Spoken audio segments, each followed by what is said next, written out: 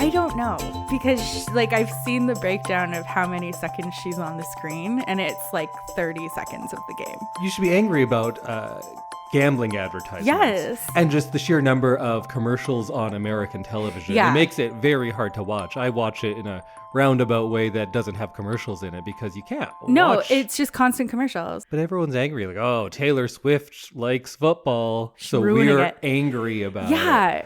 I don't get why you'd be angry for more people having an interest in something you like. So there's a lot of like dads on TikTok who are like, this is the first time my daughters want to sit and watch an NFL game with me. Yeah. And it's great. And Yeah, you get so to like spend quality time with my girls. If you're out there angry that Taylor Swift fans are liking football, first of all, you're a dummy. Yeah. And second of all, most sports fans, like if you actually talk to them, they don't know shit about what they think they know so much about. A lot of them do, but your average fan who goes and is like, yay, Super Bowl time, they can't break down any defensive schemes for you. So don't say like, oh, you need to be a real fan, because clearly you don't. No. And I got to have a 20-minute conversation with my wife where she listened to me break down my top 5 tight ends of all time. Yeah. And she listened to me do that and was interested, mostly because of Taylor Swift. And that is awesome. And Travis Kelce, because now I know what a tight end does. My question was, and you'd say, what does he actually do? Because and I know he's put him as playing a lot. Top 3 all time. Yeah. So if you care out there, I go Gronk. Uh-huh. I go Tony Gonzalez. Uh-huh. I go Kelsey and then Antonio Gates. Those are my top 4 tight ends. Really, you can mix those 4 up in any order and I'll be happy, but that's where I'd put it. I think a lot of people are putting Kelsey at the top now. Not because he's popular with the Taylor Swift, because he's the best receiver of the 4. Right. And that's flashier than and he's a lot of what too. Tony Gonzalez was doing. I feel like a lot of people put like whoever's the most current at the top. True. There's a recency because bias. you don't see. Well, even me, the I'm other not guys going play. any further back than the late 90s because I don't know back then. Like I could exactly. go like, yeah, Shannon Sharp is probably in there, but I couldn't tell you anything about Kellen Winslow. Yeah. That was before my time. Yeah, exactly. And who would have thought that right-wing politicians would be like, oh, a country superstar and a white football player are together and we're angry about it? Like this is kind of like your thing. Poster children for American whiteness. Well, going from 2 of the whitest people around, let's now go to our episode, which is going to be our first Black History Month episode of the year. Yay! Welcome, everyone, to another episode of I Love This, You Should Too. My name is Indy Tight End Randhawa. Although I don't think I'd be a good tight end. I'm too skinny. You could be a good kicker. What? Or a quarterback. I've never been more insulted by anything they're you've smaller, said. right? I was a cornerback or a safety. I don't know what those are. So I know like kicker. 4. A kicker? Come on. Like I'm somewhat. You're muscular. Okay. Yeah. Sorry. Wow. I'm sorry for insulting you. kicker. I only know like 3 positions in football, so You know what? I'm so insulted that now you are just Samantha Randhawa. You don't even get a fun nickname because I was so thrown off by being called a kicker. Sorry. You're a kicker. I am probably a kicker. Yeah, you might be. Sorry. But we are going to bring you 2 spoiler-free things of the fortnight, and I'll let you know what we're doing for our big watch next week. And it is, when this comes out, Black History Month. Mm-hmm. And when this comes out, it will be after the Super Bowl, but we recorded this before. Yes. So just in case, I don't know, a sniper was at the Super Bowl and took out Kelsey and Swift, and we're not addressing it. Yeah, That's we don't know yet. This is future. Oh, do you have a pick? Who's going to win? Because this will come out the day after the Super Bowl. I did see a really funny thing on Facebook of because they're both red teams. Yes. So they're like, it's basically versus like red versus Red Taylor's version. So I'm gonna have to go Red Taylor's version. You know what? The Chiefs, whatever they do in the regular season, they're dangerous in the playoffs. Yeah, they always are. Their defense is better than in the past. Mm-hmm. Their receivers have finally stopped dropping passes. You know what? Who I'm going for? I just want everyone to have a good time. Aw, nice. And some good snacks. And because my Dolphins are gone, and both of these teams, like, honestly, I don't mind the 49ers. And if the Chiefs win, it's just kind of maintaining the status quo. Like, the Chiefs win a lot in the last 6 years. That's what they do. Yeah. But this is not a football podcast. No. We're going to talk probably movies. We're going to talk books a little bit. And whatever you got. I don't even know what your thing is yet. It's a thing. All right. Of the fortnight. And it has to do with Black History Month. Great. Yep.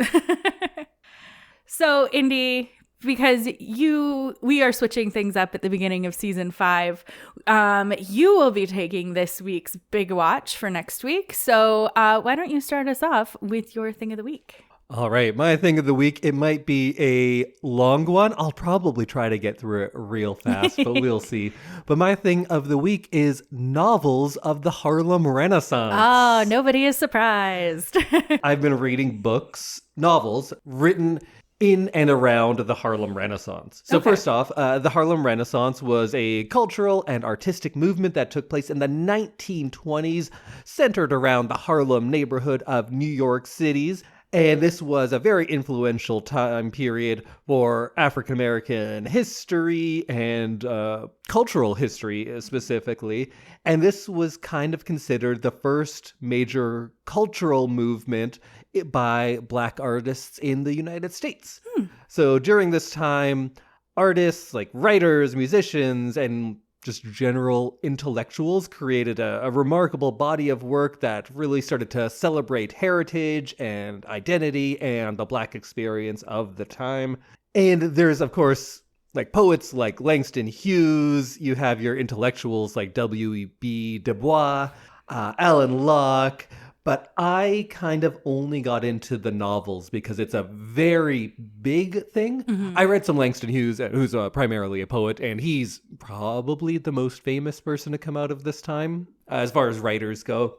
A lot of great sculptors and painters as well, but that's not something I can convey on the podcast nearly as well. So we'll talk about some novelists. And I kind of used a book I read first as my guide through this, and that was a book called On the Shoulders of Giants by Kareem Abdul-Jabbar, who I put as a top 3 all-time basketball player. I know his name. There you go. He's really just a fantastic guy in a lot of ways. Yeah. He's a prolific writer, if you didn't know that about him, and also the second leading scorer all-time in the NBA. But this book was kind of a personal journey of his when he first learned about the Harlem Renaissance, because he was someone, a Black man growing up in the United States, and didn't hear about this until much later in his life as a teenager. And then he went back and used basketball as his way in a lot of ways, because it has a lot about the Harlem Rens and the Globetrotters and how basketball was a part of this movement, and coming up in the 20s in New York, how important basketball was. And then that was his gateway, learning from basketball history to Black history. And he talked about some of his favorite artists of that, and people like Marcus Garvey, who I actually just read a biography of as well, and how all of this kind of culminated in the Harlem Renaissance. So some of my favorite novels then, Native Son by Richard Wright is one of my favorite novels of all time. I think it's one of maybe the 5 best books ever written. I think it is fantastic. It's one that I'd actually read before, and it's probably outside of the Harlem Renaissance because it was published in 1940, but it is fantastic. And I think I'm going to talk the least about this one because it's so great that I can't encapsulate all of that in a little speech here. But it is such a nuanced take. It really dives into the psychology of this man. There's a man named Bigger Thomas. He kills someone. He's a Black man. He kills a white woman. And it's not extremes on either end. It is so much about those gray areas that I talk about, how I love art exploring. It's about crime and punishment. It's about the nature of existence at some points. It's about the class struggles. It's about racial injustice. It's about so much, but I can't begin to talk about all of that. So this is my one. If you're going to read any book from the ones I'm going to suggest now, read Native Son. Richard Wright is a genius. There's been, I think, 3 movies made of it. Oh, None wow. of them great, but this novel is fantastic. Make sure you find the unabridged one, because a lot of novels of this time came out in multiple different versions. I don't think the unabridged one drags at all. There are speeches that last 4 entire chapters, but you know what? I love them. So go check out Native Son by Richard Wright. An interesting kind of forgotten one that I read was Barracoon, The Story of the Last Black Cargo by Zora Neale Hurston. And if you're familiar with literature, you're probably familiar with Zora Neale Hurston. She is a literary giant in so many ways. And then unfortunately, because she was a Black woman writing at the time she was writing at, kind of died in obscurity and was just doing like menial jobs by that point. But her legacy lives on through her work. And this is something that was published way after her death, just in 2018, but she was writing in the 20s. And this was her series of interviews and what she learned from this man who named Cudjoe Lewis, who was one of the last slaves. Oh. So she is talking to someone who was talking about growing up in Africa and then was brought over on the slave ships and then lived through slavery and then emancipation. And it's just such a unique and human look at something that we just talk about so vaguely of like, yeah, slavery. Yeah. But you don't talk to slaves. No. I don't know stories of individual slaves Yeah, very often. you don't get to hear that kind of... You get like Harriet Tubman and the Underground Railroad. The big ones, yeah. You don't hear about something like this. So this was a real eye-opening document. It's a really important historical document. Mm-hmm. But Zora Neale Hurston also wrote Their Eyes Were Watching God, which is also one of the most famous novels of the time. This is from 1937. And in reading about the Harlem Renaissance as a whole, just like with all cultural movements, there is a lot of debate on what is actually a part of it. And a lot of people would say like, oh, she's not a part of it. She was concerned mostly with feminist issues, not with Black issues. And not realizing that this is, of course, it's all together. Yeah. And it is a very important feminist novel in that sense as well. It's about identity and self-discovery. It's about race and gender. It's about one woman's journey. And of course, it is going to take on a lot of the feminist issues as well as the Black issues. But of course, that's her life. Yeah. And it's maybe the most famous novel of this time. And as far as its significance, this is one that I studied in university before revisiting it recently. And it holds up. It is a really important, again, historical document, but it was something that was really counter-narrative to a lot of prevailing stereotypes at the time, and really captures a gone vernacular language that we don't hear anymore. So they are important not in just what they were saying, but they're just documents of a time largely forgotten. So it was a great novel. One that I hadn't heard as much before, but really enjoyed, was a novel called Passing by Nella Larson from 1929. So this is another one that was written by a woman, and in my brief knowledge of the Harlem Renaissance before, a lot of the times, like with most things, the contributions of women are largely downplayed, but this was a good one, and it's about the idea of passing, and passing meaning people who are of African descent passing as white. And we get to see the lives of two people, both who are Black, but one who is passing, and how their lives differ. And it's always a really unique thing when you can be someone who is of one culture who is mistaken as another, because you are privy to things that other people are not. And of course, there are a lot of upsides to that, but then you get to see the true nature of a lot of things that you probably wouldn't otherwise, and maybe you wouldn't want to know about. That's really interesting, because that's something that I've always done. Yes. As an Indigenous person. Because I look white, yeah. And I have a lot of really white features. And there's been a lot of moments in my adult life, more because I was more aware of it, where like passing for white really worked out for me. Mm-hmm. And I've had to deal with a lot of feelings of like guilt because I know people who don't look as white as I do have it a lot harder and a lot different than I've had it throughout my life. Mm-hmm. Yeah. And this also gets into, within the Black community, the feelings for someone who is passing, who is living an easier life because of that. Yeah. And this was a really quick read. I think it got turned into a Netflix movie in the last couple of years with some good names in it. I never watched that, though, but I probably should. Then one of the other big novels of the movement was, again, this is kind of children of the Harlem Renaissance, because Ralph Ellison was writing in the 50s, and his novel Invisible Man is very well known, very well regarded. It is a really visceral novel about racial identity, about invisibility within a society, being someone who can just disappear because of how you look. You are regarded or not regarded, in this case, is in a certain way. And it gets into societal expectations, stereotypes, all of that sort of stuff. I think it's really enduring because of Ellison's like narrative techniques and his use of symbolism and his blending of realism, of this kind of what we often call as like Kafkaesque paranoia, surrealism, all of that, creating this mindset of this character who you feel like you are trapped in the journey with, and it is not often a pleasant journey. So that was a really good one too. I also read his other book, Juneteenth, and this one was discovered in 1999 and posthumously published. And there's two versions of it. There's Juneteenth, which is 400 pages, which I read. And there's also a version called 3 Days Before the Shooting, which is 1,100 pages. And I did not feel like tackling that That's one. A lot the more 400 pages of Juneteenth, honestly, was too long. This is, it's not his best work. Go read Invisible Man before Juneteenth, I would say.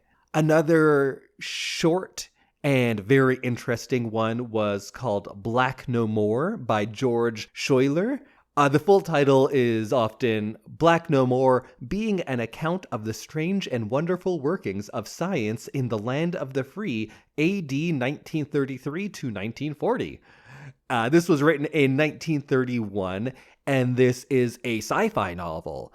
And 30s black sci-fi was not something that I had a lot of experience with, and this was a great one. It is positing a world where there is a treatment where black people can be turned white. And what is the outcome of that? And it's what you'd think at first of people who are going to go and be white because they're going to be able to live an easier life then. Mm-hmm. But then the Klan gets involved and they're like, well, now we really have to test who's really, really white. Right. And it's satirical in so many ways and is shining a light on like how arbitrary the ideas of black and white really are. And it brings that to light. And also the economy starts to crumble when you don't have an entire class of people to exploit. It makes it a lot harder on your economy. It gets into that sort of stuff. It also has a lot of caricatures and satirical versions of popular like black intellectuals of the time, like Du Bois, Marcus Garvey, James Weldon Johnson. It kind of pokes fun at a lot of those people as well. So that's one where I think a lot of the subtlety was lost on me because I'm not growing up with those characters, so I don't always get all the little jokes he's making. But that one was a really quick read and a lot of fun, and is kind of a precursor to Afrofuturism, so go check that one out. And then we have maybe the greatest known child of the Harlem Renaissance in James Baldwin. So I read a bunch of his books. Giovanni's Room is very popular, and this one also groundbreaking because he's writing this in 1956 and he has a gay protagonist in it, which was not something done very often. And if you're familiar with James Baldwin, you know he's just a fantastic writer. He uses symbolism in the cities that this is taking place in. There's a lot of themes of destruction and self-destruction and this search for authenticity.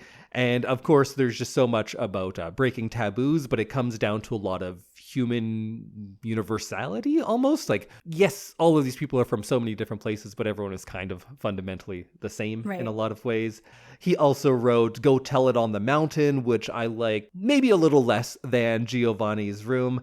But this one published in 1953, and it is taking place during the Harlem Renaissance. So this is taking place during Harlem in the 1930s, which a lot of his works did. And it is a lot about religious struggles and how racial identity is kind of tied up in that, along with the family dynamics of this group that he is following, and themes of self-discovery, which is always big in Baldwin's work as well. And he also wrote If Beale Street Could Talk, and this wasn't published until 1974, and there was a good movie based on this that came out within the last 6-7 years, which I haven't seen that one either, but I hear very good things about it. Oh, it sounds like we have some movies to watch. Yeah, but a lot of these books are tough. Right. Like, they're not happy, feel-good books, but I can do that in books a lot more than in a movie. Sometimes you want a little more escapism, and these ones seem like they'll be a lot of work. Like going back to Native Son, which I think is one of the best novels ever written. It's one of the hardest novels to get through. It is, you don't feel good reading it. You feel like you've learned things and you feel like you've been on a journey and you just respect the craft of it so much, but it is a tense and uncomfortable book to get through and makes you feel on edge getting through it. And If Beale Street Could Talk deals with a lot of similar issues because it's largely about racial injustice, about the justice system that is just terribly flawed. It's about institutional oppression and economic struggles, but there is this return to resilience and hope throughout it as well, which Native Son probably has less of that. But If Beale Street Could Talk is another great book. And I also, I have like 4 or 5 more, but maybe let's just end it there because I could talk about these books for so long. So go read any of those, honestly. There's a lot of great stuff. I wish I had read more that were actually from the 20s, but they're a little tricky to come by now. So I started getting into the books in the 30s and 40s and 50s because those are the people who lived and grew up and were shaped by the artistic movement of the Harlem Renaissance. And then I think as far as novels go, the fruit of the Harlem Renaissance perhaps did not ripen until that next generation of writers came and wrote based on their experiences of living through that time. So go read anything from that time. Go learn about the Harlem Renaissance. If you just search it on whatever, Google it, and get into some of the visual art of the time as well, because there's lots of good stuff there that doesn't make sense for me to talk about on a podcast. But go learn about the Harlem Renaissance. There was a lot of great art. Yeah, sounds amazing. All right, Samantha, what do you have for a Black History Month thing of the fortnight? Yeah, so I, back in probably 2019 or 2020, it might have been during the pandemic, I read Michelle Obama's book, Becoming. Oh, yeah. It came out in 2018. I don't think I read it when it first came out because I think it was impossible to get through the library because a lot of holds on that one. Everybody wanted it. So it was something, it might have been like a 2-year hold situation. And if you are local to us in Edmonton, I think every book I talked about is available through the public library. Perfect. We are big library people. So this book, Becoming, is a really interesting kind of retrospective of Michelle Obama's life, and she split it into 3 sections. Becoming Me, which covers her life growing up in the south side of Chicago with her brother and her learning kind of how to advocate for herself and how to become kind of independent, and also continues through her education at Princeton and Harvard and then becoming a lawyer. And then she goes into the second part, which is Becoming Us, which talks about meeting Barack Obama, their relationship, their family, and then the beginning of the political career that we all know kind of accumulated with him becoming president. and her becoming first lady. And then she talks about the balance of becoming the first African-American first lady, balancing raising two young children, and also getting all of this attention all of a sudden, and how she kind of had to deal with that. And then becoming more, goes through the presidency, as well as her becoming the kind of head mom of the United States, as well as raising her two daughters in the White House, as well as an epilogue, which is included. And it goes from their last day as the first family and kind of what was coming next for them. So I found it really interesting because you kind of get this peek behind the curtain of the presidency, which was really interesting. And if you know anything about like the Obama's presidency, you know that it was pretty polarizing, and there was a lot of discourse on race and that kind of thing. So I found it really interesting to hear it kind of from the perspective of the people who were being talked about, and then also just how someone goes from living in Chicago to becoming the first lady of the United States. I found that really interesting as well. So, Becoming by Michelle Obama. I wish she would go ahead and become the next president. Yeah, me too. I would. That has been a rumor for years. Yeah, of course. We are not Americans, but I can say I would prefer her to all the candidates that I currently know about. Pretty much, yeah. Absolutely. So, check out Becoming by Michelle Obama. I believe that she reads the audiobook as well. So, oh, nice. I think I listened to it. So that would make sense. Yeah, that's my Black History Month thing of the fortnight. Nice. We got a bunch of books. Yeah, you can just read until next Black History Month. It did take me a while to get through a lot of mine. So, Indy, what is our big watch for next week?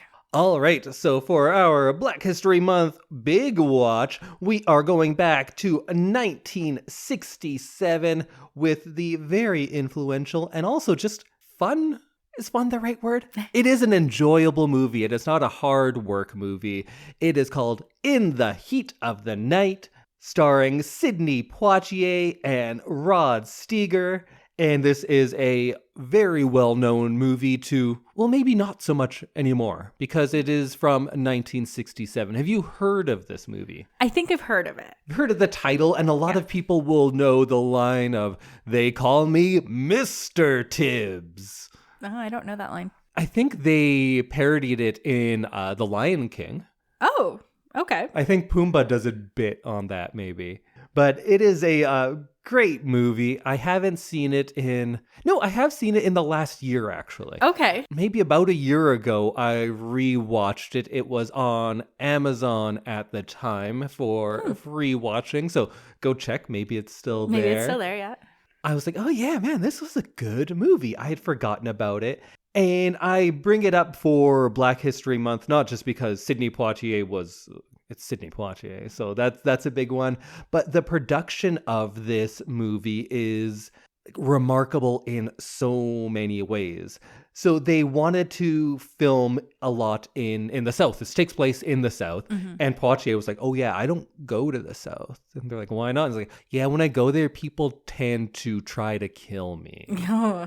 And they had to actually go shoot some stuff there. The movie is explicitly about race relations. Mm-hmm. That is integral to the plot of the movie. But the production also is kind of like a microcosm for that as well, because simply making a movie with a Black man who wants to be an equal on screen, mm-hmm. And that is the struggle of the plot of the movie. But that is also the struggle of the production of such a movie. Right. Because even if you're Sidney Poitier, like the most respectable man in the world, it's a struggle. And we'll talk a little bit about that, about the making of it. It also had this score by Ray Charles and Quincy Jones, so two more very influential Black artists. And the titular song by Ray Charles is very well known as well. And we'll talk a little bit about the production because it's remarkable and terrible in a lot of ways. We'll break down a lot of what we see on screen. One little story that maybe I'll tell right now to kind of get you in the mindset of what this movie's about. There is a scene where it's in the South. A white man slaps a black man. Of course, this is 1967 in the South. That is not a crazy thing to happen. And Poitier said, I will do it if I get to slap him back. Oh. And that kind of sets up what this movie is about. I hope people don't go into this. I know there's a lot of, I don't want to just say like, oh, it's just young people, but in more recent years, people feel like if they see a movie with racism in it, that the movie itself is racist. And I hope to steer you away from that sort of thinking, because this movie is tackling racism head on, and it is the most anti-racist movie you can see. But it has racism in it because it's in the South in 1967. So of course it does, because that is a part of that life. I feel like making a movie that took place in this place at that time without racism, that would be a very racist thing to do, because you are just saying like, yeah, it was fine. Nothing ever happened. Yeah, you're just like glossing over it. And it wasn't fine. Things did happen. So this movie is about a police officer played by Sidney Poitier, who is in the South on to see family, and then gets caught up in a murder case. And the local police are not nearly as good at their jobs as he is, so he is going to begrudgingly help out a little bit. Maybe he is a suspect at times. Maybe he's working against the system at times. Maybe he's working within it. But it's about this big city black detective in the small town South, and it's a murder mystery at its heart, and it has like a good procedural whodunit core to it. And then we get to see the racial politics of the time and how that affects the story. Right. So go watch In the Heat of the Night, starring Sidney Poitier from 1967. I believe there was also a TV show that came after this. Oh. I remember it vaguely because I think it comes from many years later, but we're not going to do anything with that. We're going to watch the movie and we'll talk all about it next week. Perfect. So Samantha, any thoughts going into this one? No, I am excited to experience this movie. Let's all go experience it. Perfect. So we will be talking about that next week. Go watch it and meet us right back here. And by here, I mean in your ears. In my ears. No, their ears. Oh, your ears. You don't listen to this podcast. I do. When? I've caught up. Really? I haven't listened to like the full back catalog, but I've been listening for the last 4 months. All right. Samantha is one of our top 20 best fans. She's been listening for 4 months now. Yeah. This podcast has 250 episodes. Yep. You've listened to some of them. Some of them. Good job. Thanks. I appreciate that. Yeah, you're welcome. That's what I'm here for. Listenership. All right, everyone. Go listen to all of our episodes and watch In the Heat of the Night. And we'll meet you back next week. Bye, everyone. Goodbye.